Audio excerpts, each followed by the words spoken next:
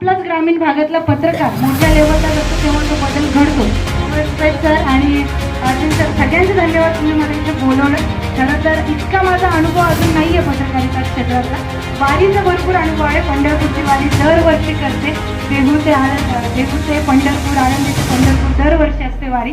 आणि त्या वारीमध्ये सुद्धा भरपूर असे अनुभव मला आलेले आहेत. माझ्या वयाच्या दुप्पट तिप्पट अशा वारकऱ्यांना मी भेटते. 80 वर्षाच्या एक आजीबाई होत्या. त्या बोलल्या